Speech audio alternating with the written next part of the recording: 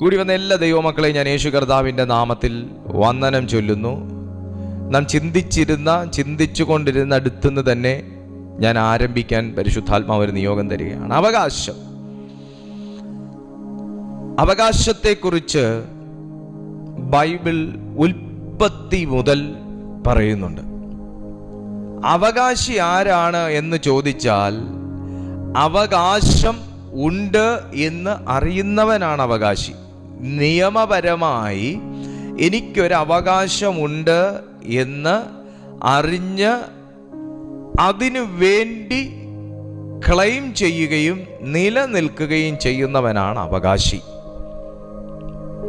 ഗലാത്യർക്ക് എഴുതിയ ലേഖനത്തിൽ അവകാശത്തെക്കുറിച്ച് പറയുന്നു. എന്തവകാശം? പുത്രത്വത്തെക്കുറിച്ചുള്ള അവകാശത്തെക്കുറിച്ച് പറയുന്നു. സൺഷിപ്പിനെ കുറിച്ചുള്ള അവകാശത്തെക്കുറിച്ച് വിശുദ്ധ പൗലോസ് ശ്ലീഹ ഗലാത്യർക്ക് എഴുതിയ ലേഖനം 4-ാമത്തെ അധ്യായത്തിൽ പറയുന്നു. അതിൽ 1-ാമത്തെ വാക്യം ഇങ്ങനെയാണ്: അവകാശി സർവത്തിനും യജമാനൻ എങ്കിലും ശിശുവായിരിക്കുന്നിടത്തോളം ദാസനേക്കാൾ വിശേഷതയുള്ളവനല്ല.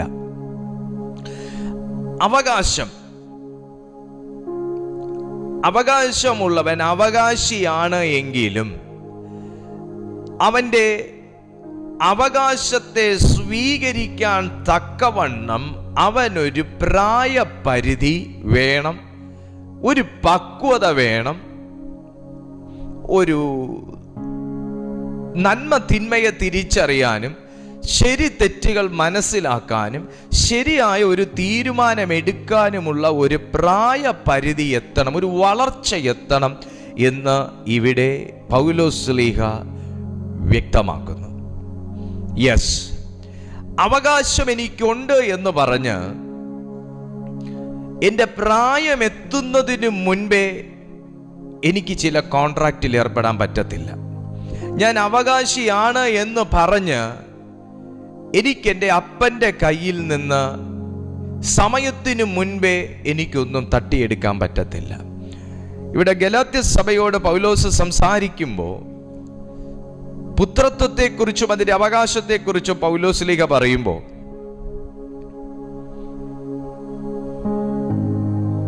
പൗലോസ് ഒരു ആദിയും കൂടെ അവിടെ പങ്കുവെക്കുന്നുണ്ട്. ഞാൻ അധ്വാനിച്ചത് മുഴുവൻ വെറുതെ ആകുമോ എന്ന് ഇപ്പോൾ ഞാൻ ഭയപ്പെടുന്നു. ഞാൻ അധ്വാനിച്ചത് മുഴുവൻ വെറുതെ ആകുമോ എന്ന് ഞാൻ ഇപ്പോൾ ഭയപ്പെടുന്നു. 4-ാമത്തെ അധ്യായം അതിൻ്റെ 11-ാമത്തെ വാക്യത്തിൽ പൗലോസ് ഇങ്ങനെ പറയുന്നുണ്ട്: ഞാൻ നിങ്ങൾക്ക് വേണ്ടി അധ്വാനിച്ചത് വെറുതെ ആയി എന്ന് ഞാൻ ഭയപ്പെടുന്നു. ദൈവം ഭയപ്പെടുന്ന ഒരു കാര്യമുണ്ട്. എന്താണെന്നറിയാവോ? നിങ്ങൾക്ക് എന്നെ ഇന്ന് ഈ മെസ്സേജ് കണ്ടുകൊണ്ടിരിക്കുന്നവർക്ക് ഒരവകാശമുണ്ട് എന്ന് നിങ്ങൾ തിരിച്ചറിയുക ഇല്ലയോ എന്ന് ദൈവം ഭയപ്പെടുന്നു. 2, നിങ്ങൾ പുത്രനും പുത്രിയുമാണ് എന്നറിയാമെങ്കിലും ആ അവകാശത്തെ ക്ലെയിം ചെയ്യുന്നതിന് മുൻപേ ദുഷ്ടൻ നിങ്ങളെ തെറ്റിച്ച് കളയുമോ എന്നും ദൈവം ഭയപ്പെടുന്നു. ഞാൻ നേരത്തെ ആടുകളെ കുറിച്ച് പറഞ്ഞ സന്ദർഭത്തിൽ ഞാൻ നിങ്ങളോട് പറഞ്ഞു, ഒരു ഇടയൻ ഒന്നിനെ നോക്കി ഇറങ്ങുന്നത് പല ആദികളോടെയും പ്രതീക്ഷകളോടുകൂടെയുമാണ്. 2 കാര്യമുണ്ട്. ഒന്ന്, കാണാതെ പോയ ആ ആടിനെ എനിക്ക് കണ്ടു കിട്ടും എന്നുള്ളൊരു പ്രതീക്ഷ. 2, കണ്ടു കിട്ടുന്നതിനു മുൻപ് അത് അപായപ്പെടുത്തി കളയുമോ എന്നുള്ള ഒരു ഭയം. ഈ 2 കാര്യവും അന്വേഷിച്ചിറങ്ങുന്ന ഒരു വ്യക്തിക്കുണ്ട്. എന്നാൽ നമ്മുടെ ദൈവത്തിന്, നമ്മുടെ കർത്താവിനെ സംബന്ധിച്ചിടത്തോളം അവൻ്റെ കരത്തെ തടുക്കാവുന്നവൻ ആരുമില്ല എന്ന് ദൈവത്തിൻ്റെ വചനം പറയുന്നു. അവൻ്റെ ചിന്തകളെ മറിച്ചു കളയാവുന്ന ആരുമില്ല എന്ന് ദൈവത്തിൻ്റെ വചനം പറയുന്നു. ലോകത്തിൻ്റെ ഇടയന് അത്രയും ആശങ്കയുണ്ട്. ലോകത്തിലെ ഇടയന് ആ ആശങ്ക ഉണ്ടായേ പറ്റൂ. എന്നാൽ സർവശക്തനായ ദൈവത്തിന്, നമ്മെ നോക്കി ഇറങ്ങി വന്ന പുത്രനാകുന്ന കർത്താവിന്, ആ പുത്രൻ കർത്താവിന് നമ്മെക്കുറിച്ചൊരാശങ്കയില്ല. എന്നാൽ നിനക്ക് അവനെക്കുറിച്ചൊരാശങ്ക വേണം. ആ പുത്രൻ നിനക്ക് പകർന്നു തന്ന ആ പുത്രത്വത്തെ, അപായപ്പെടുത്താൻ ശ്രമിക്കുന്നവൻ കീഴ്പ്പെടുത്തി കളയുമോ എന്ന ഒരാശങ്ക ഇന്ന് ഈ സന്ദേശം കേൾക്കുന്നവർക്ക് വേണം. ഇന്ന് ഞാൻ ആത്മാവിൽ ഈ ദൂത് കൈമാറുമ്പോൾ, പ്രിയപ്പെട്ട സുഹൃത്തെ, നിന്നെ തേടി ഇറങ്ങി വന്നിട്ട് നിനക്കൊരു സ്ഥാനവും മാനവും തന്ന ഒരു ദൈവമുണ്ട്.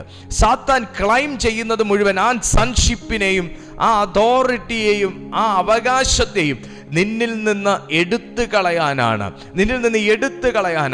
ഇന്ന് സ്വർഗം ആരിലേക്കൊക്കെയോ നോക്കി പറയുന്നു, ഒരു പുത്രത്വത്തിൻ്റെ അവകാശം നിന്നിലേക്ക് മടങ്ങി വരാൻ പോവുകയാണ്. നിന്നിൽ നിന്ന് നീങ്ങി നിൽക്കുന്ന ചില അവകാശങ്ങൾ നിന്നിലേക്ക് ദൈവാത്മാവ് മടക്കി വരുത്താൻ പോവുകയാണ്. നിന്റെ അവകാശങ്ങളെ തട്ടിയെടുക്കാൻ ശ്രമിക്കുന്നവരുടെ മുമ്പിൽ ദൈവത്തിൻ്റെ അവകാശം നിന്റെ ജീവിതത്തിൽ പ്രവർത്തിക്കാൻ പോവുകയാണ്. നോക്കൂ, അധ്വാനിച്ചത് വെറുതെയാകുന്നത് എപ്പോഴാണ്? അവകാശത്തിൽ നിന്ന് അകലുമ്പോഴാണ്. അവകാശി സർവത്തിനും യജമാനനെങ്കിലും ശിശുവായിരിക്കുന്നിടത്തോളം ദാസനേക്കാൾ ഒട്ടും വിശേഷതയുള്ളവനല്ല. ശൈശവാവസ്ഥയിൽ നിന്ന് ഉയരുന്ന ഒരു സമയമാണ് വളർച്ചയുടെ കാലഘട്ടം എന്ന് പറയുന്നത്. ഒരു കുട്ടിയും ജനിച്ചതുപോലെ ഇരിക്കാറില്ല, അവൻ വളരും. എന്നാൽ അവൻ്റെ വളർച്ചയുടെ ഓരോ വർഷം കഴിയുന്തോറും അവൻ്റെ അവകാശത്തിലേക്ക് വളർന്നുകൊണ്ടിരിക്കുകയാണ്. സുഹൃത്തെ, നിങ്ങളെ ദൈവം വിളിച്ചു. നിങ്ങൾ ആരും വിളിച്ച വിളിയിൽ ഇപ്പൊ കുരുടടിച്ചിരിക്കുന്നില്ല. ഓരോ വർഷം കഴിയുന്തോറും, ഓരോ ദിവസം കഴിയുന്തോറും, ഓരോ മിനിറ്റ് കഴിയുന്തോറും, പ്രിയപ്പെട്ട സുഹൃത്തെ, പ്രിയപ്പെട്ട കുടുംബമേ, നിങ്ങളെ ആ ദൈവിക അവകാശത്തിലേക്ക് നിങ്ങളെ വളർത്തിക്കൊണ്ടിരിക്കുകയാണ്. ശിഷ്യന്മാരെ കർത്താവ് തെരഞ്ഞെടുത്തു. അടുത്ത ദിവസം ശുശ്രൂഷയും അപ്പോസ്തലത്വവും അവരെ ഏൽപ്പിച്ചില്ല. ഏൽപ്പിച്ചോ? ഇല്ലയോ? ഏൽപ്പിച്ചില്ല. കർത്താവിനോട് കൂടെ അവർ കൂടിയ അല്ല, കർത്താവ് അവരെ വിളിച്ച വിളിയുടെ ആ സെക്കൻഡ് മുതൽ അവരുടെ അവകാശത്തിലേക്ക് അവർ വളരുകയായിരുന്നു. അവരുടെ അവകാശത്തിലേക്ക്. കാരണം നാളെ അവരെ ഒരു ശിഷ്യത്വത്തിലേക്ക് കർത്താവ് തിരഞ്ഞെടുക്കുമെന്നും അവരെ ഒരു പ്രത്യേക അതോറിറ്റി അവരെ ഏൽപ്പിക്കുമെന്നും അവർക്കറിയാം. ആ ഒരു നിയോഗം ഏറ്റെടുക്കാൻ വേണ്ടി കർത്താവും അവരെ വളർത്തുകയായിരുന്നു. ഇനി നിങ്ങളൊന്ന് കണക്ക് കൂട്ട്. പത്രോസിനെ പടകിൽ നിന്ന് വിളിച്ച ആ സെക്കൻഡ് മുതൽ, ആ ദിവസം മുതലല്ല, ആ സെക്കൻഡ് മുതൽ അവന്റെ വളർച്ച ആരംഭിച്ചു കഴിഞ്ഞു. എന്താ? ഭാവിയിൽ ഒരപ്പോസ്തലനാകാനുള്ള ആ അവകാശത്തിലേക്ക്, ആ ശുശ്രൂഷയിലേക്ക് കർത്താവ് അവനെ വളർത്തിക്കൊണ്ടേ ഇരിക്കുകയായിരുന്നു. ഓരോ സെക്കൻഡും പത്രോസിനെ സംബന്ധിച്ച് പ്രതീക്ഷകളുള്ളതായിരുന്നു. ഓരോ ദിവസവും പ്രതീക്ഷകളുള്ളതായിരുന്നു. ഓരോ വർഷവും പ്രതീക്ഷകളുള്ളതായിരുന്നു. ഞാൻ ആത്മാവിൽ ഒരു ദൂത് പറയുകയാണ്. നിന്റെ സെക്കൻഡുകൾ നഷ്ടമായി പോകുന്നത് എപ്പോഴാണെന്നറിയാമോ? നിന്റെ മിനിറ്റുകൾ നഷ്ടമായി പോകുന്നത് എപ്പോഴാണെന്നറിയാമോ? നിന്റെ മണിക്കൂറുകൾ നഷ്ടമായി പോകുന്നത് എപ്പോഴാണെന്നറിയാമോ? നിന്റെ ദിവസങ്ങൾ നഷ്ടമായി പോകുന്നത് എപ്പോഴാണെന്നറിയാമോ? വർഷങ്ങൾ നഷ്ടമായി പോകുന്നത് എപ്പോഴാണെന്നറിയാമോ? നിന്നിലൊരു വിളി ഇല്ല എന്ന് നിനക്ക് തോന്നുമ്പോഴാണ്. എന്നാൽ വിളിയുള്ളവന് സെക്കൻഡുകൾ പോലും ലാഭമായി മാറും. വിളിയുള്ളവന് മിനിറ്റുകൾ പോലും പ്രതീക്ഷയുള്ളതായി മാറും. വിളിയുള്ളവന് മണിക്കൂറുകൾ പോലും വളർച്ചയുടേതായി മാറും. യേശുവിന്റെ നാമത്തിൽ ഈ ദൈവശബ്ദം നീ സ്വീകരിക്കുക. ദൈവം പേർ പറഞ്ഞ് വിളിച്ച നീ ഈ ദൈവശബ്ദം സ്വീകരിക്കുക. നിന്റെ മിനിറ്റുകൾക്ക് വിലയുണ്ടാകാൻ പോവുകയാണ്. നിനക്ക് നഷ്ടപ്പെട്ടുപോയ സംവത്സരങ്ങൾ എൻ്റെ ദൈവം മടക്കി തന്നിരിക്കും. നഷ്ടപ്പെട്ടുപോയ ആണ്ടുകൾ മടക്കി തന്നിരിക്കും. നഷ്ടപ്പെട്ടുപോയ അവകാശങ്ങൾ മടക്കി തന്നിരിക്കും. നഷ്ടപ്പെട്ടുപോയ ആത്മീയ സന്തോഷം മടക്കി തന്നിരിക്കും. സെക്കൻഡുകൾ വില. ഓ, അതൊരു വലിയ ദൈവശബ്ദമാണ്. ഞാൻ സ്വീകരിക്കുന്നു യേശുവിന്റെ നാമം. എൻ്റെ ജീവിതത്തിൽ എൻ്റെ കർത്താവേ, നല്ല ഒരു ശതമാനം സമയം പാഴേ കളഞ്ഞവനാണ് ഞാൻ. നല്ലൊരു സമയം നഷ്ടപ്പെട്ടു പോയതാ. പക്ഷെ ഇനി ഞാൻ ആ വാക്ക് പറയുകയല്ല. ഇന്നത്തെ ദൂത് എനിക്കും കൂടെ ഉള്ളതാണ്. ഞാൻ യേശുവിൻ്റെ നാമത്തിൽ ആ ദൂതിനെ സ്വീകരിക്കുകയാണ്. സെക്കൻഡുകൾ പോലും വിലയുള്ളതായി മാറാൻ പോകുന്നു. അവകാശമുള്ളവന് സകലത്തിന്മേലും ക്ലൈം ചെയ്യാം. മോനെ, ഇപ്പം എൻ്റെ ടേബിളിൽ ഇരിക്കുന്ന ഇത്രയും സാധനങ്ങൾ, ഈ ടേബിളിൽ ഈ ബൈബിൾ മാത്രമാണ് എൻ്റെത് എന്ന് എനിക്ക് പറയാൻ പറ്റത്തില്ല. എനിക്ക് ഈ ബൈബിൾ എടുക്കുന്ന സമയത്ത് എനിക്ക് ഇതിനകത്തൊരു വാക്ക് നോട്ട് ചെയ്യണമെങ്കിൽ എൻ്റെ പെൻ ബോക്സിൽ നിന്ന് എനിക്കൊരു പെൻസിലോ പേനയോ എനിക്കൊരു ലൈനറോ എനിക്ക് എന്ത് വേണമെങ്കിലും എനിക്ക് എടുക്കാം, ഒരു മാർക്കറോ എന്ത് വേണമെങ്കിലും എനിക്ക് എടുക്കാം. Praise to Jesus. ഞാൻ യൂസ് ചെയ്യുന്ന ഫോണ്, എനിക്ക് അതിനകത്ത് കോൾ വിളിക്കാൻ മാത്രമേ പാടുള്ളൂ. ഈ ഫോൺ എൻ്റെതാ, പക്ഷെ കോൾ മാത്രമേ എടുക്കാൻ പാടുള്ളൂ. നോ, എനിക്കതിന് ഏത് ആപ്സ് വേണമെങ്കിലും എനിക്ക് യൂസ് ചെയ്യാം. Because this phone is mine. എന്റേതാണ് എന്നൊരു ബോധം എനിക്കുണ്ടെങ്കിൽ, ഞാൻ കർത്താവിന്റെ പുത്രനാണെന്നൊരു ബോധം ഉണ്ടെങ്കിൽ, എനിക്ക് കർത്താവെ കരുണയുണ്ടാകണേ, കരുണയുണ്ടാകണേ, കരുണയുണ്ടാകണേ. ആ ഒരവസ്ഥയിൽ നിന്ന്, ശൈശവാവസ്ഥയിൽ നിന്ന് ഞാൻ മാറും. മോനെ മോളെ, കരുണയുള്ളത് കൊണ്ടാണ് എന്നെയും നിങ്ങളെയും ദൈവം വിളിച്ചത്. എന്നെ കേൾക്കുന്ന പ്രിയപ്പെട്ട ആന്റിമാരെ, എന്നെയും നിങ്ങളെയും ഒക്കെ ദൈവം വിളിച്ചത് കരുണയുള്ളത് കൊണ്ടാണ്, കനിവുള്ളത് കൊണ്ടാണ്. ഇനി കരുണയുണ്ടാകണേ, ഇനി കരുണയുണ്ടാകണേ, കനിവുണ്ടാകണേ എന്ന് പറയാൻ വേണ്ടിയിട്ടുള്ളവരല്ല ഞാനും നിങ്ങളും. അത് ദാസ്യത്വത്തിന്റെ ഒരവസ്ഥയിലേക്ക് പോകുകയാണ്. വീണ്ടും പുത്രത്വത്തിൽ നിന്ന് താഴേക്ക് പോവുകയാണ്. എന്നാൽ താഴെന്ന് മുകളിലേക്ക് വരണമെന്നാണ് ദൈവം എന്നെ നിങ്ങളെയും കുറിച്ച് ആഗ്രഹിക്കുന്നത്. ഒരു വൃക്ഷം എങ്ങോട്ടാ വളരുന്നേ? ഒരു വൃക്ഷം മുകളിലോട്ടാ വളരുന്നേ. ഒരു കെട്ടിടം എങ്ങോട്ടാ പണിയുന്നത്? ഒരു കെട്ടിടം മുകളിലോട്ടാ പണിയുന്നേ.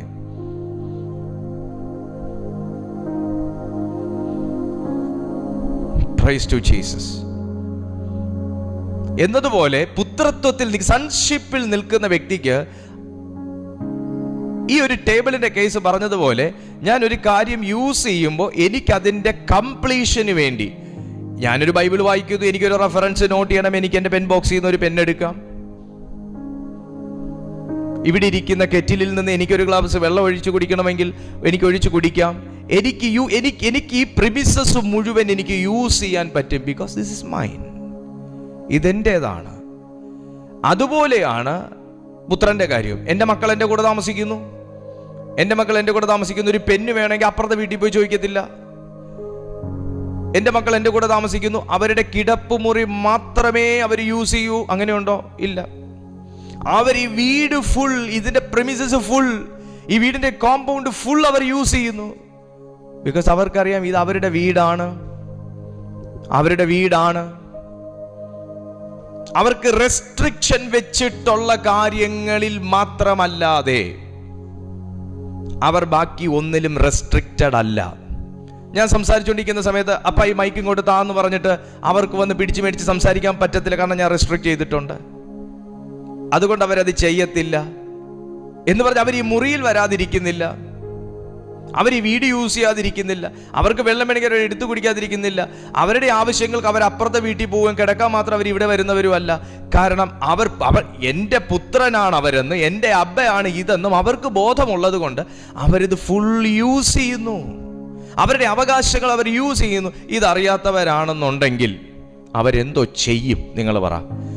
ഇത് കിടക്കാൻ മാത്രമുള്ളൊരു വീടാണ്, ഈ പുള്ളി ഏതോ ആളാണ്, ഈ വീടിൻ്റെ കാവൽക്കാരനാണ് എന്നവരെന്നെ നോക്കി പറയും. ഞാൻ അപ്പൻ അല്ലെങ്കിൽ ഉള്ള പ്രശ്നമായി പറയുന്നത്. പിന്നെ അവർക്ക് ആവശ്യങ്ങളുണ്ടെങ്കിൽ, അവർക്ക് പിന്നെ ആരെങ്കിലും അവരുടെ ജീവിതത്തിൽ ഉണ്ടെന്ന് ബോധം ഉണ്ടെങ്കിൽ അവർ അവരോട് ചോദിക്കും, ഇല്ലെങ്കിൽ അതുമില്ല. അപ്പനും മക്കളും തമ്മിലുള്ള ബന്ധം അതാണ്. അവർക്ക് ഫുൾ ഫ്രീഡമാണ്. പക്ഷെ റെസ്ട്രിക്റ്റഡ് ആയിട്ടുള്ള മേഖലകളും ഉണ്ട്.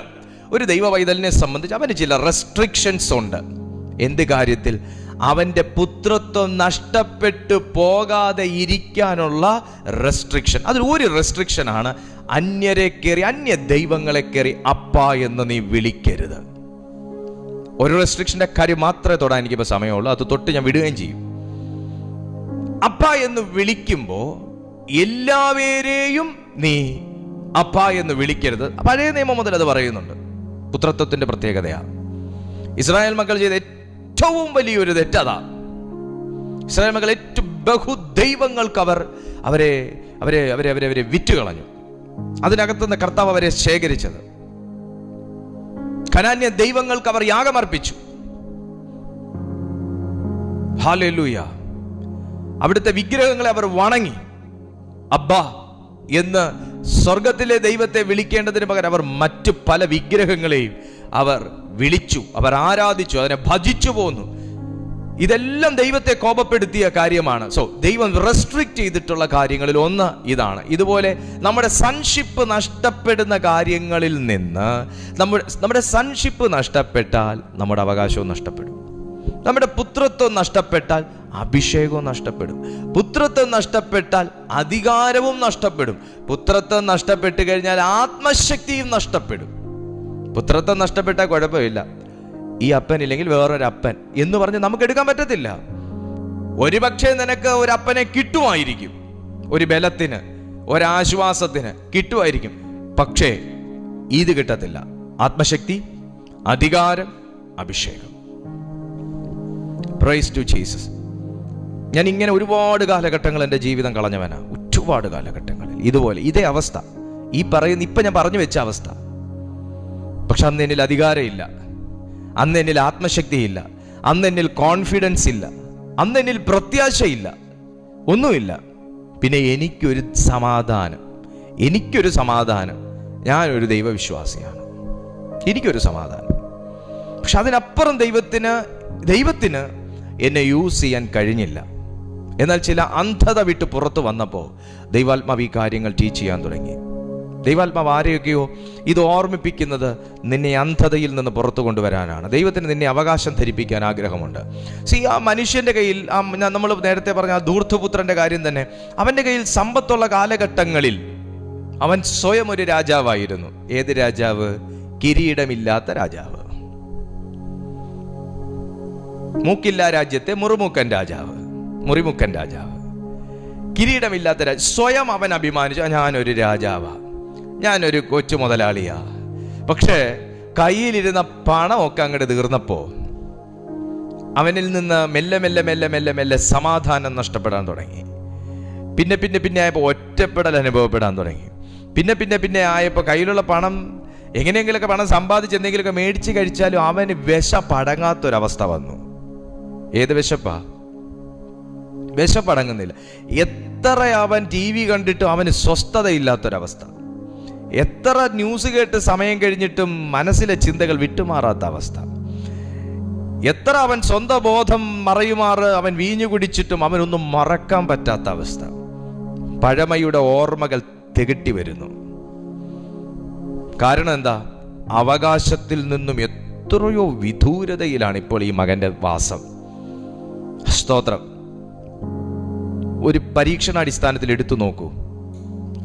ഒരാഴ്ച, അത്രയൊന്നും പോകത്തില്ല, ഒരാഴ്ച ദൈവവുമായിട്ട് ബന്ധമില്ലാത്ത ഈ അവകാശത്തിൽ നിന്നൊന്ന് അകന്നിരുന്ന് നോക്കൂ. അന്നേരം അറിയാം ഞാൻ ഈ പറയുന്ന മെസ്സേജിൻ്റെ ആഴം എത്രയാന്ന്. ഒരു സ്വസ്ഥത ഉണ്ടാവത്തില്ല കുഞ്ഞെ. സമാധാനത്തിന് ഇനി എന്തൊക്കെ ആരൊക്കെ വന്നു എന്ന് നിങ്ങളെ ചിരിപ്പിച്ചു എന്ന് പറഞ്ഞാൽ നിങ്ങളുടെ ഹൃദയം, നിങ്ങളുടെ ആത്മാവ് സന്തോഷിക്കത്തില്ല, ഹൃദയം സന്തോഷിക്കത്തില്ല, മനസാക്ഷി സന്തോഷിക്കത്തില്ല. അവസാനം പന്നിക്ക് കഴിക്കുന്ന വാളവിരയുടെ അറ്റം വരെ അവൻ എത്തി. ആ അവസ്ഥയിലേക്ക് അവൻ അധപ്പതിച്ചു പോയി. അവകാശത്തിൽ നിന്ന് അകന്നാൽ അധപ്പതിച്ചു പോകും. ദൈവകൃപയിൽ നിന്ന് അകന്നാൽ അധപ്പതിച്ചു പോകും. ദൈവിക സത്യത്തിൽ നിന്ന് അകന്നു മാറിയാൽ അധപ്പതിച്ചു പോകും.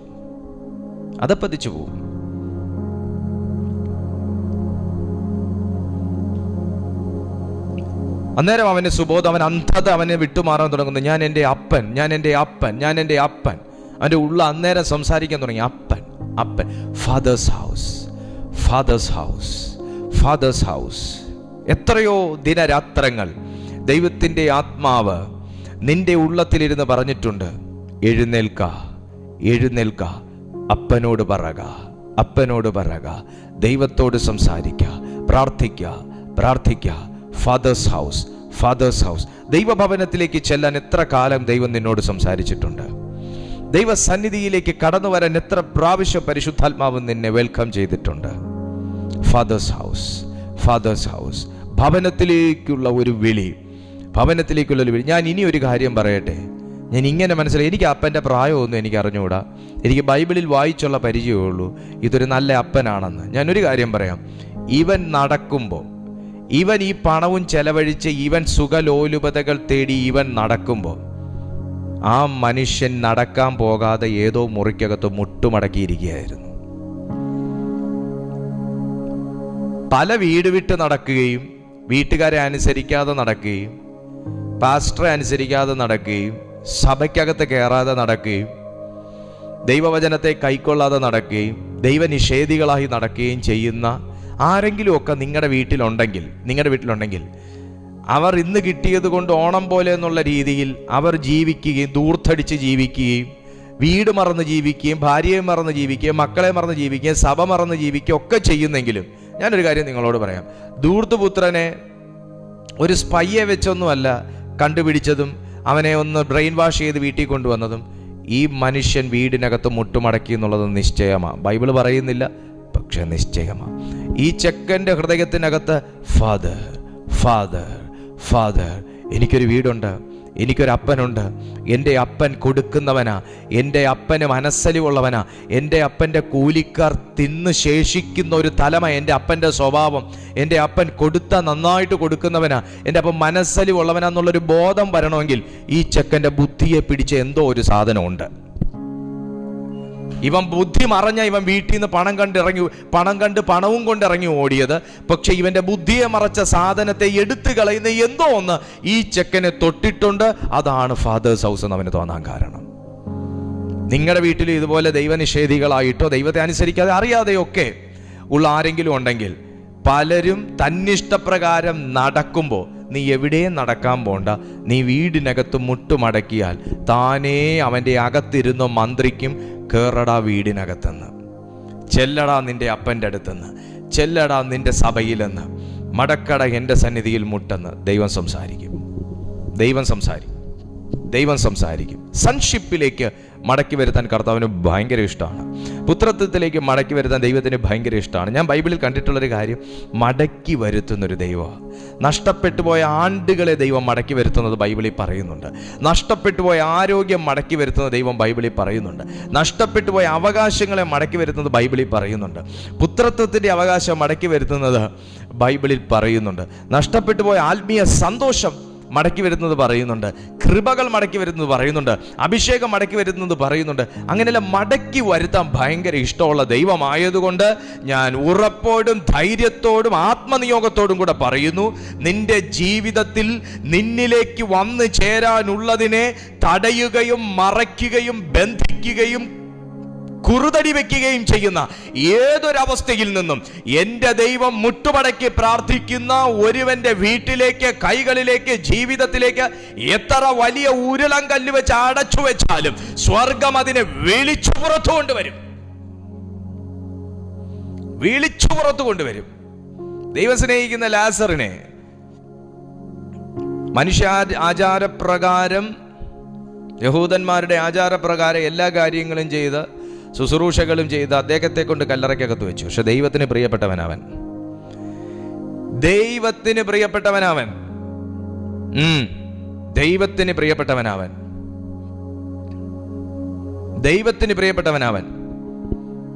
അവനെ എല്ലാ ആചാര വഴിപാടുകളോടുകൂടെയും വളരെ സുന്ദരമായി കല്ലറയ്ക്കകത്ത് അടക്കി.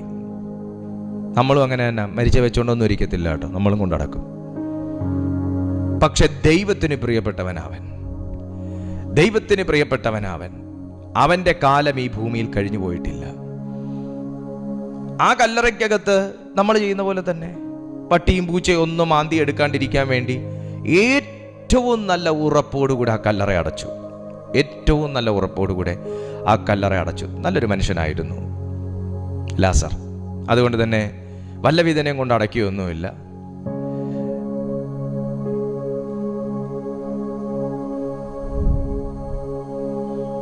വളരെ മാന്യമായ രീതിയിൽ ഞാനൊന്ന് വെയിറ്റ് ചെയ്ത് വേറെ ഒന്നുമല്ല, എനിക്ക് ചില കാര്യങ്ങളെക്കുറിച്ച് അറിയാം. എന്ന് പറഞ്ഞാൽ ഒട്ടും താല്പര്യമില്ലാത്ത, ഒട്ടും മിണ്ടാത്ത ഒരു വ്യക്തിയൊക്കെ മരണപ്പെട്ട് കഴിഞ്ഞാൽ കൊണ്ട് കളഞ്ഞേച്ചും വരുന്നത് പോലെ വരുന്നവരെയൊക്കെ എനിക്കറിയാം. എങ്ങനെയെങ്കിലും കൊണ്ടൊന്ന് കുഴിച്ചിട്ടിട്ട്, എങ്ങനെയെങ്കിലും കൊണ്ടൊന്ന് ദഹിപ്പിച്ച് കളഞ്ഞിട്ട് എന്നുള്ള രീതിയിലൊക്കെ ചെയ്തിട്ടുള്ള ആൾക്കാരെയൊക്കെ എനിക്കറിയാം. അതാ പെട്ടെന്ന് അതിലേക്ക് ചിന്തിച്ചത്. പക്ഷെ ഇവിടെ വളരെ മാന്യമായിട്ട് ആ മനുഷ്യനെ അടക്കി. പക്ഷെ ദൈവത്തിന് പ്രിയപ്പെട്ടവനവൻ. അതുകൊണ്ട് തന്നെ വളരെ സുന്ദരമായി അടച്ച് കെട്ടി ഉറപ്പിച്ചു വെച്ചിരുന്ന ആ കല്ലറയ്ക്കകത്തുനിന്ന് ഒരു വിളി ശബ്ദമേ വേണ്ടി വന്നുള്ളൂ. അവൻ്റെ അവകാശത്തിലേക്ക്, നഷ്ടപ്പെട്ടു പോയ അവൻ്റെ ലൈഫിലേക്ക്, നഷ്ടപ്പെട്ടു പോയ അവൻ്റെ കുടുംബത്തിലേക്ക്, നഷ്ടപ്പെട്ടു പോയ അവൻ്റെ സഹോദരിമാരിലേക്ക്, നഷ്ടപ്പെട്ടു പോയ അവൻ്റെ കർത്തൃത്വത്തിലേക്ക്, അവൻ്റെ ശുശ്രൂഷയിലേക്ക് അവന് മടങ്ങി വരാൻ ഒരൊറ്റ വിളിയെ വേണ്ടി വന്നുള്ളൂ. ഒരൊറ്റ വിളി. പ്രിയപ്പെട്ട സുഹൃത്തെ, ലോകം എത്ര ആചാര അനുഷ്ഠാനങ്ങളോടുകൂടെ ഒരു വ്യക്തിയെ ക്ലോസ് ചെയ്ത് കളഞ്ഞാലും, ദൈവ വിളിയുള്ള ഒരു വ്യക്തിയാണ്, ദൈവം തിരഞ്ഞെടുത്തിട്ടുള്ള ഒരു വ്യക്തിയാണെങ്കിൽ അവൻ്റെ സമയങ്ങളെ എൻ്റെ ദൈവം മടക്കി നൽകും. അവൻ്റെ ജീവിതത്തെ ദൈവം മടക്കി നൽകും. ഈ ലോകത്ത് ആർക്കും മടക്കി കൊടുക്കാൻ പറ്റാത്ത ഒരേ ഒരു സാധനമേ ഉള്ളൂ. ഒന്ന്, നിനക്ക് നഷ്ടപ്പെട്ടു പോയ വയസ്സ്. രണ്ട്, നഷ്ടപ്പെട്ടു പോയ സമയം. പക്ഷെ ഇത് രണ്ടും കർത്താവ് കൂടുതലായിട്ട് നിനക്ക് തരും. എങ്ങനെയാണ് കർത്താവ് അത് നിനക്ക് മടക്കി തരുന്നത്? ഒന്ന്, നിന്റെ ആയുസ്സിനോട് കൂടെ നീ ഈ ഭൂമിയിൽ ജീവിക്കേണ്ട കാലഘട്ടത്തോടുകൂടെ 15 സംവത്സരം ദൈവം കൂട്ടിത്തരും. സമയം മടക്കി കിട്ടിയില്ലേ? വയസ്സ് മടക്കി കിട്ടിയില്ലേ? കൂട്ടിത്തരും. അതോടുകൂടെ നിന്റെ ഹെൽത്തും അത്രയും വർദ്ധിക്കും. ഹിസ്കിയാവിൻ്റെ ജീവിതത്തിൽ നഷ്ടപ്പെട്ടു പോയതായിരുന്നു, പക്ഷേ ദൈവം ആയുസ് വർദ്ധിപ്പിച്ചു, 15 സംവത്സരം വർദ്ധിപ്പിച്ചു. എൻ്റെ സമയവും പോയി, കാലവും പോയി, എൻ്റെ ആരോഗ്യവും പോയി, സൗന്ദര്യവും പോയി എന്നൊക്കെ പറഞ്ഞിരിക്കുന്ന ഒരുപാട് പേരുണ്ട്. ഞാൻ അവരുടെ ശ്രദ്ധയിലേക്കായിട്ട് പറയുന്നത്, ദൈവം വർദ്ധിപ്പിച്ചു തരാൻ വിശ്വസ്തനാണ്. ഇവിടെ കർത്താവിൻ്റെ വചനം പറയുന്നത്, അവകാശി സർവ്വത്തിനും യജമാനനെങ്കിലും ശിശു ആയിരിക്കുന്നിടത്തോളം ദാസനേക്കാൾ ഒട്ടും വിശേഷതയുള്ളവനല്ല. പിതാവ് നിശ്ചയിച്ച അവധിയോളം രക്ഷകന്മാർക്കും ഗൃഹവിചാരകന്മാർക്കും കീഴ്പ്പെട്ടവനത്രേ എന്ന് ഞാൻ പറയുന്നു. അതുപോലെ നാമും ശിശുക്കളായിരിക്കുമ്പോൾ ലോകത്തിന്റെ ആദിപാഠങ്ങളിൽ കീഴ് അടിമപ്പെട്ടിരുന്നു. കർത്താവ് പുത്രത്വത്തിലേക്ക് നമ്മളെ വിളിച്ചിരിക്കുന്നത് അടിമത്തത്തിൽ നിന്നാണ് വിളിച്ചേക്കുന്നത്. കർത്താവ് വിളിച്ചത് എവിടുന്ന? അടിമത്തത്തിലേക്കാണ്. വീണ്ടും നിന്നെ ആ പുത്രത്വത്തിൽ നിന്ന് വലിച്ചോണ്ട് പോകാൻ ശ്രമിക്കുന്നതും പലതിൻ്റെ അടിമത്തത്തിലേക്കാണ്. എന്തുകൊണ്ടാണ് വിശ്വാസത്തിൽ നിൽക്കുന്നവരെ വീഴ്ത്താൻ ഇത്രയും വലിയ പ്രശ്നങ്ങളെന്ന് ചോദിച്ചാൽ, എന്തുകൊണ്ടാണ് വിശ്വാസത്തിൽ ഉറച്ചു നിൽക്കുന്നവരുടെ ജീവിതത്തിൽ ഇത്രമേൽ പോരാട്ടം എന്ന് ചോദിച്ചാൽ, അവനെ വിടുവിച്ചെടുത്ത ഒരു അടിമ നുകത്തിൻ കീഴിൽ പിന്നെയും അവനെ കൊണ്ട് കെട്ടാനാ. അടിമനുകം അവന്റെ കഴുത്തിൽ നിന്ന് അഴിഞ്ഞത് ഇഷ്ടപ്പെടാത്തത് കൊണ്ടാണ്. വചനം പറയുന്നു, നോക്കിയേ, അടിമപ്പെട്ടിരുന്നു. ഏതാ? ന്യായപ്രമാണത്തിന്റെ കീഴിൽ. ന്യായപ്രമാണത്തിന്റെ കീഴിൽ അടിമകളായിരുന്ന അനുഭവത്തിൽ നിന്ന് കർത്താവായ യേശുക്രിസ്തുവിന്റെ ആഗമനത്തോടുകൂടെ നമുക്ക് മടക്കി കിട്ടിയ പുത്രത്വത്തിന്റെ സ്വാതന്ത്ര്യത്തിലേക്കും അവകാശത്തിലേക്കും കടന്നു വരാൻ വിളിക്കപ്പെട്ടിരിക്കുന്ന ഒരു വ്യക്തി ഈ സത്യം അറിയാത്തിടത്തോളം കാലം അവൻ പിന്നെയും കരുണയുണ്ടായിരിക്കണമേ പ്രാർത്ഥിക്കുന്നവനായിരിക്കും. അവൻ അവകാശത്തോടുകൂടെ ക്ലൈം ചെയ്യാൻ പറ്റത്തില്ല. നമ്മുടെ ആത്മമണ്ഡലത്തിൽ അവകാശത്തോടെ ക്ലൈം ചെയ്യുന്നവർക്കാണ് നിലനിൽക്കാൻ പറ്റുക. ആത്മമണ്ഡലത്തിൽ അധികാരത്തോടും അവകാശത്തോടും കൂടെ ക്ലൈം ചെയ്യുന്നവരെക്കാണ് നിലനിൽക്കാൻ പറ്റുക. അടിമപ്പെട്ടിരുന്നു. എന്നാൽ കാലസമ്പൂർണത വന്നപ്പോൾ, നിങ്ങൾ ആ വാക്ക് ശ്രദ്ധിക്കണം, എന്നാൽ കാലസമ്പൂർണത വന്നപ്പോൾ, but elementary principles of this world, but when the fullness of the time had come, കാലസമ്പൂർണത വന്നപ്പോൾ, ഒരു സമയം തേടി വന്നേ, ഭക്തനെ തേടി ഒരു സമയം വന്നേ. ഞാനൊരു ദൈവശബ്ദം നിങ്ങളോട് പറയട്ടെ. നിങ്ങളുടെ ജീവിതത്തിൽ ഇന്ന് നിങ്ങൾ അഭിമുഖീകരിക്കുന്നതിനെ എടുത്തു മാറ്റാനുള്ള സമയത്തെക്കുറിച്ചാണ് പരിശുദ്ധാത്മാവ് പറഞ്ഞുകൊണ്ടിരിക്കുന്നത്. എന്നാൽ കാലസമ്പൂർണത വന്നപ്പോൾ, എപ്പോഴാണ് കാലസമ്പൂർണത വന്നത്? അടിമത്തത്തിൽ തൻ്റെ മക്കൾ കിടക്കുന്നു എന്നറിഞ്ഞപ്പോൾ. ആരാലാണ് കാലസമ്പൂർണത വരുത്തിച്ചത്? സാക്ഷാൽ ദൈവത്താൽ, പുത്രനായ യേശുക്രിസ്തുവിന്റെ അയപ്പിനാൽ ആ കാലസമ്പൂർണത വരുത്തിച്ചു. When the time had come, ആ സമയം വന്നപ്പോൾ ദൈവം തൻ്റെ പുത്രനെ സ്ത്രീയിൽ നിന്ന് ജനിച്ചവനായി, ന്യായപ്രമാണത്തിൻ കീഴിൽ ജനിച്ചവനായി നിയോഗിച്ചയച്ചത്. അവൻ ന്യായപ്രമാണത്തിൻ കീഴിലുള്ളവരെ വിലയ്ക്ക് വാങ്ങിയിട്ട് നാം പുത്രത്വം പ്രാപിക്കേണ്ടതിന് തന്നെ. നിങ്ങൾ മക്കളാകൊണ്ട് അബ്ബാ പിതാവേ എന്ന് വിളിക്കുന്ന സുപുത്രന്റെ ആത്മാവിനെ ദൈവം നമ്മുടെ ഹൃദയങ്ങളിൽ അയച്ചു. എന്നിട്ട് എന്തിയെ? ഹൃദയങ്ങളിൽ അയച്ചു എന്ന് പറയുമ്പോൾ പ്രാർത്ഥിക്കുന്ന ഒരുത്തൻ്റെ ഹൃദയത്തെ അയച്ചു എന്നല്ല, നമ്മുടെ ഹൃദയത്തിൽ അയച്ചു. ഞാൻ പ്രാർത്ഥിക്കുമോ ഇല്ലയോ നോക്കിയിട്ടല്ല, ഞാൻ രക്ഷിക്കപ്പെട്ട സമയത്ത് ആ പുത്രത്വത്തിൻ്റെ ആത്മാവിനെ എൻ്റെ ഹൃദയത്തിലേക്ക് അയച്ചു. എൻ്റെ ചോദ്യം ഇതാണ്, രക്ഷിക്കപ്പെട്ട എല്ലാവരിലും പുത്രത്വത്തിൻ്റെ ആത്മാവ് വർക്ക് ചെയ്യുന്നുണ്ടോ? രക്ഷിക്കപ്പെട്ട എല്ലാവരിലേക്കും പുത്രത്വത്തിൻ്റെ ആത്മാവ് വർക്ക് ചെയ്യുന്നുണ്ടെങ്കിൽ അവൻ അവകാശിയാകുന്നത് കൊണ്ട് അവൻ അവകാശത്തോടെ ജീവിക്കുന്നവനായിരിക്കും. അവകാശിയായിരിക്കും. നിങ്ങൾക്ക് നിങ്ങളുടെ വീട്ടിലുള്ള ആ ഒരു സ്വാതന്ത്ര്യവും ആ ഒരു ഫ്രീഡവും ആ ഒരു കംഫർട്ടും നിങ്ങളുടെ സുഹൃത്തിൻ്റെ വീട്ടിൽ പോയാലുണ്ടോ? നിങ്ങൾ പറ. ഇല്ല. നിങ്ങളുടെ വീട്ടിൽ നിങ്ങൾക്ക് വെള്ളം കുടിക്കണമെന്ന് ആ സെക്കൻഡ് നിങ്ങൾ ലിവിങ് റൂമിൽ നേരെ കിച്ചണിൽ ചെന്ന് വെള്ളം എടുത്ത് കുടിക്കും, ഇല്ലേ? അല്ലെങ്കിൽ നിങ്ങളുടെ ടേബിളിൽ വെള്ളം ഒഴിച്ചു വെച്ചിട്ടുണ്ട്, നിങ്ങൾ അത് പകർന്ന് കുടിക്കും. എന്നാൽ നിങ്ങളുടെ ഫ്രണ്ടിൻ്റെ വീട്ടിൽ ചെന്നാൽ വെള്ളം കുടിക്കണമെന്ന് തോന്നിയ ഓർഡർ നിങ്ങൾ കിച്ചണിലേക്ക് ചാടി കയറുമോ? നിങ്ങൾ എന്തിനും പെർമിഷൻ ചോദിക്കുന്ന ഒരു വ്യക്തിയായിരിക്കും, ശരിയല്ലേ? എടാ എനിക്കൊരു ഗ്ലാസ് വെള്ളം തരാമോ? എടാ ഞാൻ ഈ ഫോണൊന്ന് ഇവിടെ കുത്തി ഇട്ടോട്ടെ, ചാർജ് ചെയ്തോട്ടെ. എടാ എനിക്ക് നിന്റെ മെയിലൊന്ന് ചെക്ക് ചെയ്യാൻ നിന്റെ സിസ്റ്റം ഒന്ന് തരാൻ പറ്റുമോ? ഫ്രീ ആണ്. നമ്മൾ ചോദിക്കുന്നവരായിരിക്കും. നമ്മളിങ്ങനെ നമ്മളെപ്പോഴും ഉള്ളിലൊരു ഒരു ചമ്മൽ വെച്ചിട്ട്, അല്ലെങ്കിൽ ഒരു ജാള്യത, ഒരു നാണക്കേടൊക്കെ വെച്ചിട്ട് ഇങ്ങനെ ചോദിക്കാണ്ടും വയ്യ എന്നുള്ള വശം ചോദിക്കുന്നവരായിരിക്കും. എന്നാൽ അതേസമയം സ്വന്തത്തിൽ നമ്മൾ നിന്നാലോ, നമ്മുടെ സ്വന്തം വീട്ടിലാണെങ്കിൽ ഇതൊന്നും നമ്മൾ ഭയങ്കര ഫ്രീയാ. നമുക്കവിടെ നാണക്കേടും ഇല്ല, ആശങ്കയില്ല, നമ്മൾ ഫ്രീ ആണ്. ഇതാണ് അടിമത്തത്തിൻ്റെ കീഴിൽ കിടക്കുന്നിടത്തുനിന്ന് സ്വന്തത്തിലേക്ക് വന്നാലുള്ള പ്രത്യേകത. ഒരു വ്യക്തിയുടെ ജീവിതത്തിൽ, ഇനി ഞാനത് കൺക്ലൂഡ് ചെയ്യാൻ പോവാം, ഒരു വ്യക്തിയുടെ ജീവിതത്തിൽ അടിമത്തത്തിൻ്റെ കെട്ടുകളുണ്ടെങ്കിൽ അവൻ കംഫർട്ടായിരിക്കത്തില്ല. ഒരു വ്യക്തിയുടെ ജീവിതത്തിൽ വിങ്ങുന്ന അനുഭവങ്ങളുണ്ടെങ്കിൽ അവൻ കംഫർട്ടായിരിക്കത്തില്ല. ഒരു വ്യക്തിയുടെ ലൈഫിൽ ഈ പുത്രത്വത്തിൻ്റെ അനുഭവം ശരിക്കും മാനിഫെസ്റ്റ് ചെയ്തിട്ട് അത് കംപ്ലീറ്റ് ആയിട്ട് വർക്ക് ചെയ്തില്ലെങ്കിൽ അവൻ്റെ ജീവിതം എപ്പോഴും അസ്വസ്ഥതയുള്ളതായിരിക്കും. നിങ്ങൾ കൊലോസ്യർക്ക് എഴുതിയ ലേഖനം 2-ാമത്തെ അധ്യായം അതിൻ്റെ 6-ാമത്തെ വാക്യം മുതൽ താഴേക്ക് വായിക്കുമ്പോൾ, കൊലോസ്യർക്ക് എഴുതിയ ലേഖനം 2-ാമത്തെ അധ്യായം 6-ാമത്തെ വാക്യത്തിലേക്ക് വായിക്കുമ്പോൾ, ആകയാൽ നിങ്ങൾ കർത്താവായ ക്രിസ്തു യേശുവിനെ കൈക്കൊണ്ടതുപോലെ അവന്റെ കൂട്ടായ്മയിൽ നടപ്പിൻ, അവനിൽ വേരൂന്നിയും ആത്മീക വർധന പ്രാപിച്ചു. ഞാൻ രക്ഷിക്കപ്പെട്ട് കഴിഞ്ഞാൽ പുത്രത്വത്തിന്റെ ആത്മാവ് എൻ്റെ ഹൃദയത്തിലേക്ക് വരും.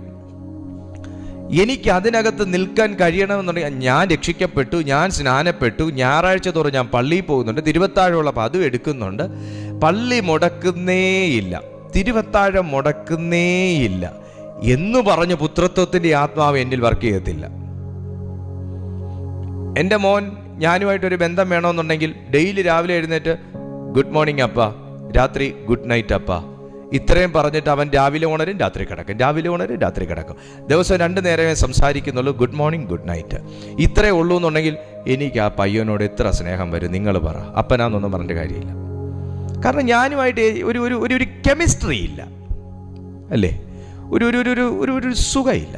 ഒരു ബോസ്, ഒരു സബോർഡിനേറ്റ്, ആ ഒരവസ്ഥ, ഒരു സാറ് കുട്ടി അനുഭവം, good morning sir, good evening sir, good night sir, good bye sir, ഈ അവസ്ഥയായിപ്പോയി. എന്നാൽ എൻ്റെ മോനാണെങ്കിലോ, എന്നാൽ ശരിക്കും അവൻ്റെ പുത്രത്വം അവനൊന്ന് മനസ്സിലാക്കിയിട്ടാണെങ്കിലോ, അവനൊരു പ്രത്യേക രീതിയിൽ എന്നെ അവനിലേക്ക് അട്രാക്റ്റ് ചെയ്യും. അവൻ്റെ വികൃതികളിലൂടെയും സംസാരത്തിലൂടെയും എന്നെ അവനിലേക്ക് അട്രാക്റ്റ് ചെയ്യും. നിനക്ക് ദൈവത്തെ നിന്നിലേക്ക് അട്രാക്റ്റ് ചെയ്യാൻ പറ്റും. അബ്രഹാമിന് ദൈവത്തെ അട്രാക്റ്റ് ചെയ്യാൻ പറ്റിയില്ലേ? ആ സ്ത്രീക്ക്, രക്തസ്രവക്കാരിയായ സ്ത്രീക്ക് കർത്താവിനെ അട്രാക്റ്റ് ചെയ്യാൻ പറ്റിയില്ലേ? അട്രാക്റ്റ് ചെയ്യാൻ പറ്റും. ദൈവം മസിൽ പിടിച്ചിരിക്കത്തില്ല, മസിൽ പിടി നമുക്ക് മാത്രമേ ഉള്ളൂ. നമ്മൾ നമ്മുടെ ആ ഒരു ഫുൾനെസ്സിൽ നിന്ന്, നമ്മുടെ ഒരു ലളിതമായ ആ ഒരു മനോഭാവത്തിൽ നിന്ന്, കളങ്കമില്ലാത്ത മനസാക്ഷിയിൽ നിന്ന് ദൈവത്തെ അപ്രോച്ച് ചെയ്താൽ, ഒരു സ്ത്രീ ഒരു വെൺകൽ ഭരണിയിൽ സ്വച്ഛ ജഡമാംസി തൈലം കൊണ്ട് യേശു കർത്താവിൻ്റെ തലയിലേക്ക് ഒഴിച്ചു. ഈ സ്വച്ഛ ജഡമാംസി തൈലം മേടിക്കാൻ വേണ്ടി അവള് കാനറ ബാങ്കിൽ നിന്ന് ലോണും എടുത്ത് ഈ തൈലവും പോയി ഒപ്പിച്ച് കർത്താവ് എന്നെ കാണുന്നുണ്ടോ നോക്കി കർത്താവ് കണ്ടു എന്ന് വരുത്തിയതിന് ശേഷം കുടോന്ന് തലയിലോട്ട് എണ്ണ കൊണ്ട് ഒഴിച്ചില്ല. പുറകിൽ കൂടെ വന്ന് അവൻ്റെ തലമേൽ അവൾ ഒഴിച്ചു. അവൻ ശ്രദ്ധിച്ചില്ലയോ, വഴക്ക് പറയത്തില്ലയോ, ഇതൊന്നും അവളെ സംബന്ധിച്ചൊരു വിഷയമേ അല്ലായിരുന്നു. നമ്മൾ എന്തെങ്കിലും ചെയ്താലോ, ചെയ്യാൻ പോവുകയാണ്, പുള്ളി കാണുന്നുണ്ടോ, പുള്ളി കണ്ടെങ്കിൽ കൊള്ളായിരുന്നു, പുള്ളി ഇപ്പം എന്നെ നോക്കും, ഒന്ന് നോക്കിയായിരുന്നെങ്കിൽ എൻ്റെ കർത്താവേ നോക്കിയത് കണ്ടു, ഇട്ടു. മോനെ, നീ എന്തെങ്കിലും ചെയ്താ ദൈവം കാണാൻ വേണ്ടി നീ ദൈവം കാണാൻ വേണ്ടി ചെയ്താൽ മതി, മനുഷ്യൻ കാണാൻ വേണ്ടി ചെയ്യല്ലേ. നിനക്കെന്തെങ്കിലും ചെയ്ത മനുഷ്യൻ എന്ന വണ്ണമല്ല, കർത്താവിൻ എന്ന വണ്ണം ചെയ്വിൻ. നീ എന്തെങ്കിലും ചെയ്യുവാണെങ്കിൽ കർത്താവിൻ എന്ന വണ്ണം ചെയ്വിൻ. എന്നെ കൊണ്ട് പറ്റുമെങ്കിൽ ചെയ്യ. ഞാൻ എന്തോരം അവന് വേണ്ടി പ്രാർത്ഥിച്ചതാ. നീ കർത്താവിൻ എന്ന വണ്ണം ചെയ്വിൻ. എന്നെ കൊണ്ട് എന്ത് ആദായം ആ കുടുംബത്തിനുണ്ടായിരുന്നതാ, എന്നിട്ട് ഇപ്പോ നീ കർത്താവിൻ എന്ന വണ്ണം ചെയ്വിൻ. ഹല്ലേലൂയ. എന്നെ കർത്താവ് പഠിപ്പിച്ചുകൊണ്ടിരിക്കുക ഈ നാളുകളിൽ. കർത്താവിൻ എന്ന വണ്ണം ചെയ്വിൻ. നമ്മുടെ പ്രതിഫലം അന്നേരം വരത്തുള്ളൂ. പുള്ളി എനിക്ക് പ്രയോജനപ്പെട്ടോ ഇല്ലയോ, ഉണ്ടോ, കർത്താവിൻ എന്ന വണ്ണം. നിനക്ക് ഒരാളെ ഹെൽപ്പ് ചെയ്യാൻ പറ്റുമോ, നീ ചെയ്യാം. ഈ സ്ത്രീ കൊണ്ടൊഴിച്ചപ്പോൾ എല്ലാവരും കുറ്റപ്പെടുത്തി. അതിപ്പോഴും അങ്ങനെ. ദൈവം പ്രസാദിക്കുവോ, മനുഷ്യൻ നിന്നെ കുറ്റപ്പെടുത്തും. നിന്റെ ആരാധനയിൽ ദൈവം പ്രസാദിക്കുവോ, മനുഷ്യൻ വിധിക്കും. നിന്റെ ശുശ്രൂഷയിൽ കർത്താവ് 100 ഇടുവോ, മനുഷ്യൻ അത് കൊള്ളത്തില്ല എന്ന് പറയും. നിങ്ങളെ കൊണ്ട് ദൈവത്തിന് എന്തെങ്കിലും പ്രയോജനമുണ്ടോ, മനുഷ്യൻ പറയും ഇതൊക്കെ എന്തിനാണോ ഭൂമിക്ക് ഭാരമായിട്ട് ഇങ്ങനെ പറയും. അന്നേരം ഉറപ്പിച്ചോ, നിനക്ക് ദൈവവിളിയുണ്ട്. ഇവള് പുറകിൽ കൂടെ കൊണ്ട് കർത്താവിൻ്റെ തലയിൽ ആ സ്വച്ഛ ജഡമാംസി തൈലം ഒഴിച്ച് അവളുടെ തലമുടി കൊണ്ട് കർത്താവിൻ്റെ ഇവിടെ പെർമിഷനും ചോദിച്ചില്ല, ഒന്നും ചോദിച്ചില്ല. അവളെയും കൊണ്ട് ചെയ്യാൻ പറ്റുന്നത് അവൾ ചെയ്തു. പ്രസാദം ആരിന്ന് വന്നു. പൗലോസ് അവളെ വന്ന് കെട്ടിപ്പിടിച്ച് ചുംബിച്ചില്ല, അവൾക്ക് ഷെയ്ക്ക് ഹാൻഡ് കൊടുത്തില്ല. ഓ എൻ്റെ കർത്താവിൻ്റെ ദാസിയേ, ഇതൊക്കെ വിളിയേക്കുമ്പോൾ ഭയങ്കര സന്തോഷമാണ്. മോനെ, നിന്നെ കർത്താവിൻ്റെ ദാസാന്ന് വിളിച്ചില്ലേലും, കർത്താവിൻ്റെ ദാസിയേന്ന് വിളിച്ചില്ലേലും, വിളിച്ചാൽ നീ ഒട്ട് പെരുകുകയും ചെയ്യരുത്, വിളിച്ചില്ല എന്ന് പറഞ്ഞ് നീ വിഷമിക്കുകയും ചെയ്യരുത്. കർത്താവിൻ എന്ന വണ്ണം ചെയ്യും. കർത്താവിൻ എന്ന വണ്ണം ചെയ്യും. പ്രസാദം വന്നത് എല്ലാവരും വിധിച്ചു. ഇതൊക്കെ പണത്തിന്റെ കുറച്ച് കൊഴുപ്പാട്ടോ. എന്തോരം ദരിദ്രന്മാരാ നമ്മുടെ പട്ടണത്തിൽ കിടക്കുന്നത്. ഇതൊക്കെ കൊഴുപ്പാട്ടോ. എത്ര രൂപയാ കൺവെൻഷന് വേണ്ടി ചെലവഴിച്ച് കളയുന്നു. എന്തോരം ദരിദ്രന്മാരാ കിടക്കുന്നത്. ഞാനൊന്ന് ഈ സാറിനോട് ചോദിച്ചോട്ടെ, ഈ ദരിദ്രന്മാർക്കെല്ലാം സാറ് 100 രൂപ വെച്ച് കൊടുത്തോണ്ടിരിക്കുവാണോ? എത്ര പാവപ്പെട്ടവരെ സഹായിക്കാം. ഈ അഹങ്കാരം ഇത്രയൊക്കെ കാണിക്കേണ്ട കാര്യമുണ്ടോ? ഇത്രയൊക്കെ അറേഞ്ച്മെന്റ് ചെയ്യേണ്ട കാര്യം? ഞാനൊന്ന് ചോദിച്ചോട്ടെ, സാർ എല്ലാ മാസവും സാലറി കിട്ടുന്ന സമയത്ത് ഒരു ദരിദ്രനെങ്കിലും ഹെൽപ്പ് ചെയ്തുകൊണ്ടിരിക്കുവാണോ? മറുപടിയില്ല. പക്ഷേ ന്യായം പറയുന്നതിന് ഒരു കുറവുമില്ല. കർത്താവിൻ എന്ന വണ്ണം ചെയ്യുവിൻ. എന്നെ കൂടെ പറ്റുന്നത് ചെയ്യാം. ഹല്ലേലൂയ. ആ സ്ത്രീയെ ശ്രദ്ധിക്കണം നമ്മൾ. അവൾ കർത്താവ് എന്നെ കർത്താവ് അംഗീകരിക്കുമോ? ഞാൻ ഈ വഴിപാട് കഴിച്ചാൽ കർത്താവ് പ്രസാദിക്കുമോ? ഇനി എന്നെ ശാസിക്കുമോ? നീ എന്തിന് എൻ്റെ മേത്ത് തൊട്ടെന്ന് പറയും? നീ എന്തിനീ പണി കാണിച്ചെന്ന് ചോദിക്കൂ? ഒന്നും അവിടെ. അവളുടെ ആത്മാവ് പറഞ്ഞത് അവൾ ചെയ്തു. ദൈവം അവളിൽ പ്രസാദിച്ചു. കർത്താവ് അവളിൽ അവളെ ദൈവം അപ്രീഷിയേറ്റ് ചെയ്തു. അവളുടെ പേര് വിശുദ്ധ പുസ്തകത്തിനകത്ത് എഴുതി. നീ ചെയ്യുന്നൊരു നന്മ ദൈവത്തിൻ്റെ പുസ്തകത്തിനകത്ത് എഴുതും. നീ ചെയ്യുന്നൊരു തിന്മ ദൈവത്തിൻ്റെ മറ്റൊരു പുസ്തകത്തിനകത്ത് എഴുതും. നിന്റെ ഒരു നല്ല ആശയം ദൈവം അപ്രീഷിയേറ്റ് ചെയ്യും. നിന്റെ ഒരു മോശം ചിന്ത ദൈവത്തെ വ്യസനിപ്പിക്കും. നീ ഒരു നല്ല മനുഷ്യനായാൽ ദൈവത്തിൻ്റെ പേര് പെരുകും. നീ ഒരു മോശം മനുഷ്യനായാൽ ദൈവത്തിൻ്റെ നാമം ദുഷിക്കപ്പെടും. പൗലോസ് അത് ഭയപ്പെട്ടു. ഞാൻ തന്നെ പ്രസംഗിച്ചിട്ട് ഞാൻ തന്നെ കൊള്ളരുതാത്തവനായാൽ ദൈവനാമം ദുഷിക്കപ്പെടത്തില്ലേ? പ്രിയപ്പെട്ട സുഹൃത്തെ,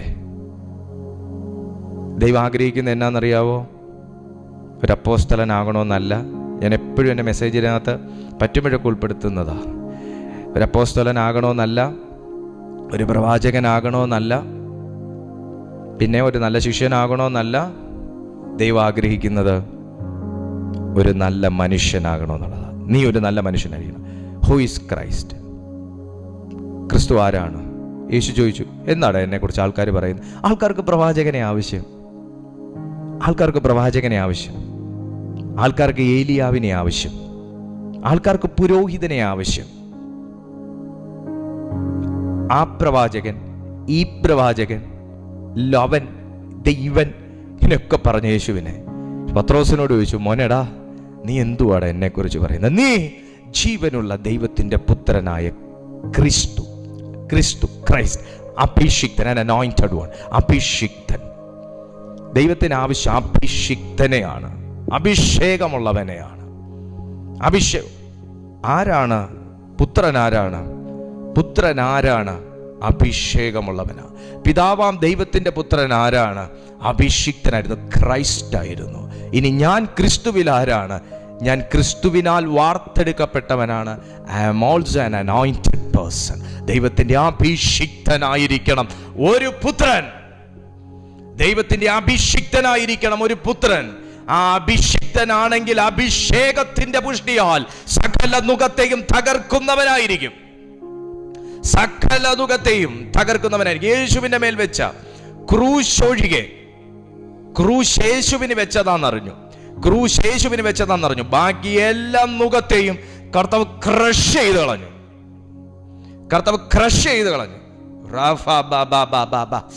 സകലത്തിനെയും കർത്താവിന് വെച്ചതിനെയും മറ്റുള്ളവന് വെച്ചതിനെയും ദൈവം ക്രഷ് ചെയ്ത് കളഞ്ഞു. ദൈവത്തിന്റെ ആത്മാവ് നിന്നോട് പറയുക, നിന്റെ ജീവിതത്തിൽ ഈ പുത്രത്വത്തെക്കുറിച്ച് നിനക്കൊരു ബോധ്യവും ഉണ്ടെങ്കിൽ ഈ അഭിഷേകം നിന്റെ ജീവിതത്തിൽ വ്യാപരിക്കും. നിന്നെ ഒരു തിന്മയും നിന്നെ തൊടാൻ വരത്തില്ല, ഒരു ദോഷവും നിന്നെ തൊടാൻ വരത്തില്ല. ആമേൻ. സോ വചനം പറയുന്നു. ഞാനൊരു ആ വാക്യം കൂടെ ഒന്ന് വായിച്ചിട്ട് ഞാൻ അങ്ങ് നിർത്താം, കാരണം സമയം ഒത്തിരി നമുക്ക് ഇന്ന് മുമ്പോട്ട് പോയി. ആമേൻ.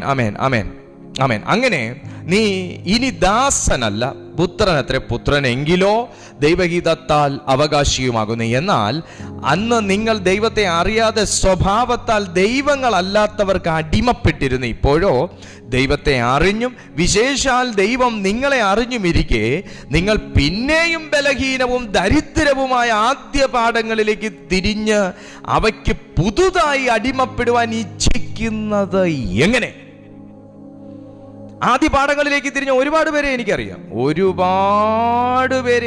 ആദ്യ പാഠങ്ങളിൽ തിരിഞ്ഞ് നമ്മുടെ ഈ പ്ലാറ്റ്ഫോമിൽ തന്നെ ഉള്ള ആൾക്കാരെ എനിക്കറിയാം.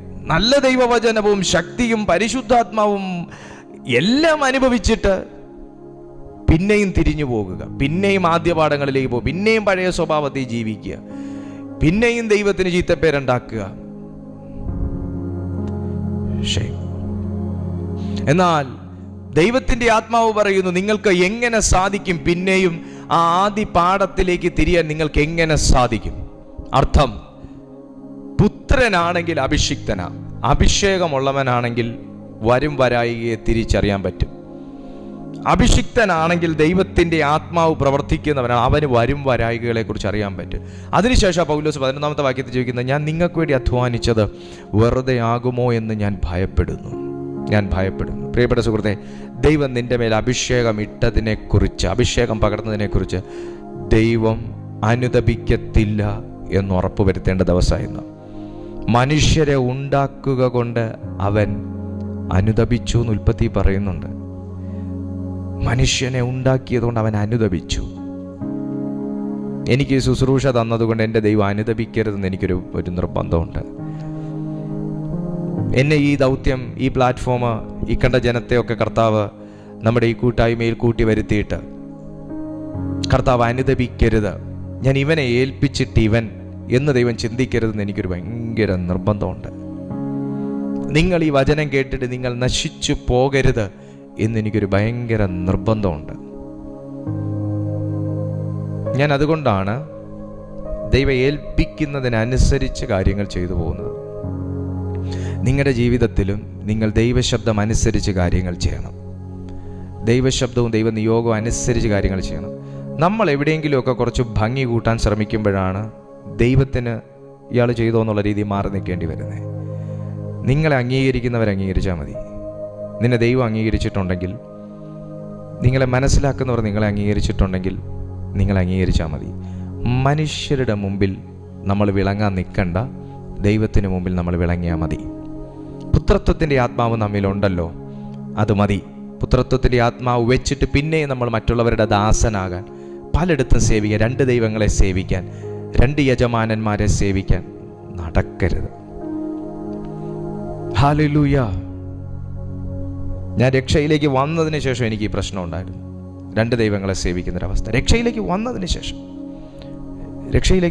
ശേഷം സമയം കഴിഞ്ഞു എനിക്ക് ഒരവസ്ഥയുണ്ടായിരുന്നു. ആരെങ്കിലും അങ്ങനെ ഉണ്ടെങ്കിൽ നിങ്ങളെ കർത്താവ് റിവേഴ്സ് ചെയ്യുകയാണ്. നിങ്ങളെ ദൈവം റിവേഴ്സ് ചെയ്യുകയാണ്. യേശുവിൻ്റെ നാമത്തിൽ ചെയ്യരുത്, മഹാപാപമാണ്. സ്വദൈവത്തിങ്കിലേക്ക് തിരിയുക. കർത്താവിൻ്റെ മുഖത്തേക്ക് തിരിഞ്ഞ മൂടുപുറ നീങ്ങിപ്പോകുന്നതാണ് വചനം. അങ്ങോട്ടേക്ക് തിരിഞ്ഞാൽ മാറാത്ത എന്താ ഉള്ളേ?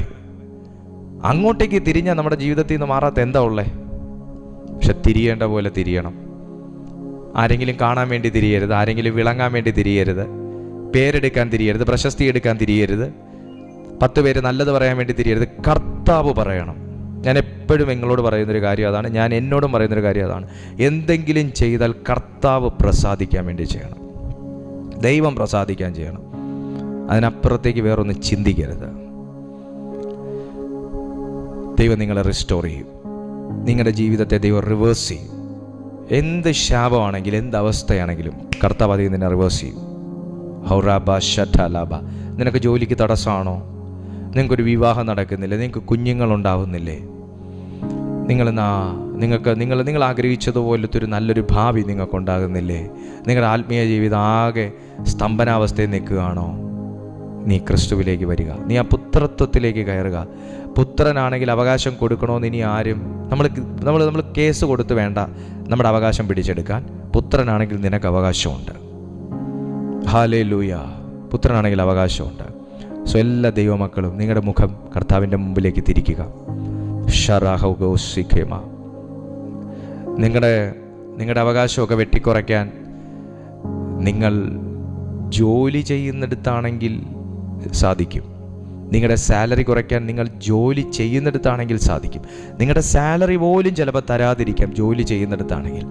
പക്ഷെ ഞാനിവിടെ ജോലി ചെയ്യുകയല്ലല്ലോ, ഞാൻ എൻ്റെ വീട്ടിൽ എൻ്റെ ഓൺ ബിസിനസ് അല്ലേ, ഫാദേഴ്സ് ബിസിനസ്സിലല്ലേ ഞാൻ ജീവിക്കുന്നത്. ഞാൻ കർത്താവിൻ്റെ മോനല്ലേ.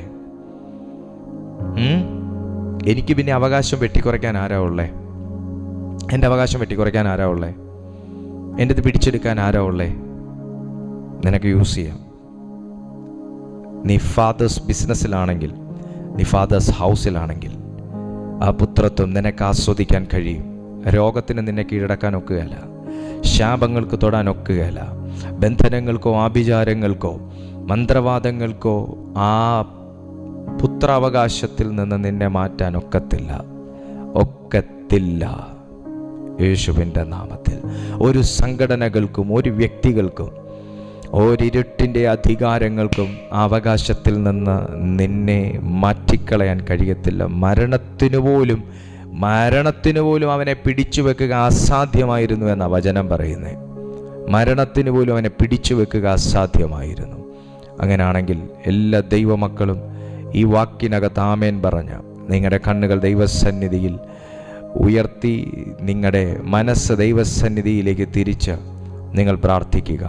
നിന്നെ അവകാശത്തിൻ്റെ അനുഭവത്തിലേക്ക് ദൈവാത്മാവ് കൊണ്ടുവരട്ടെ.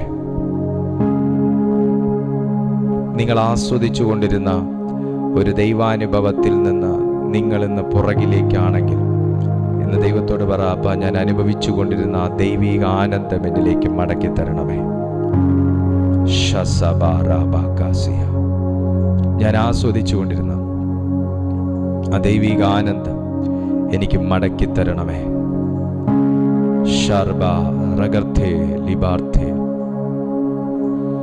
നിങ്ങൾ ചെയ്തുകൊണ്ടിരുന്നൊരു ശുശ്രൂഷ ദൈവത്തോട് പറ, മടക്കി തരണമേ. നിങ്ങൾ കണ്ടുകൊണ്ടിരുന്ന ദർശനം കാണാനുള്ള അനുഭവങ്ങൾ, കൃപകൾ മടക്കി തരണമേ. ആ അപ്പ ഞാൻ പുത്രനാ, ഞാൻ ആ അനുഭവത്തിലേക്ക് കയറുകയാ. എനിക്ക് മടക്കി തരണമേ, എൻ്റെ നന്മകളെ മടക്കി തരണമേ. ആ പുത്രൻ മടങ്ങി വന്നപ്പോൾ അപ്പൻ്റെ കയ്യിൽ ഇനി കൊടുത്തു തയ്പ്പിക്കണ്ടായിരുന്നു ഒരു ഉടുപ്പ്, ഇനി മേടിപ്പിക്കണ്ടായിരുന്നു ഒരു മോതിരം. ഇപ്പോഴത്തെ അളവ് നോക്കി പിന്നെ ഷോപ്പിൽ ചെന്ന് പുതിയ ചപ്പല് വാങ്ങുകയല്ലായിരുന്നു. എല്ലാം അവനായിട്ട് കരുതി വച്ചിരുന്നു. നീ ചോദിക്കുന്നതിന് മുൻപേ നിന്റെ ആവശ്യങ്ങൾ അറിയുന്ന ഒരു ദൈവമാണ്. നിങ്ങൾ ചോദിക്കുന്നതിന് മുൻപേ നിങ്ങളുടെ ആവശ്യങ്ങൾ അറിയുന്ന ഒരു ദൈവമാണ്. നിനക്ക് സൗഖ്യം വേണമെന്ന് നീ ചോദിക്കുന്നതിന് മുൻപേ, ജോലി വേണമെന്ന് ചോദിക്കുന്നതിന് മുൻപേ, വിസ വേണമെന്ന് ചോദിക്കുന്നതിന് മുൻപേ, കുടുംബം വേണമെന്ന് ചോദിക്കുന്നതിന് മുൻപേ, ഈ വീടിനകത്ത് എനിക്കൊരു സമാധാനം വേണം, സ്വസ്ഥത വേണമെന്ന് ചോദിക്കുന്നതിന് മുൻപേ, എൻ്റെ അവസ്ഥയ്ക്കൊരു മാറ്റം വേണമെന്ന് ചോദിക്കുന്നതിന് മുൻപേ അറിയുന്നൊരു ദൈവം നിങ്ങളുടെ പ്രാർത്ഥനയ്ക്ക് ഉത്തരങ്ങൾ വർഷിക്കുകയാണ്. നിങ്ങളുടെ പ്രാർത്ഥനയ്ക്ക് ഉത്തരങ്ങൾ വർഷിക്കുകയാണ്.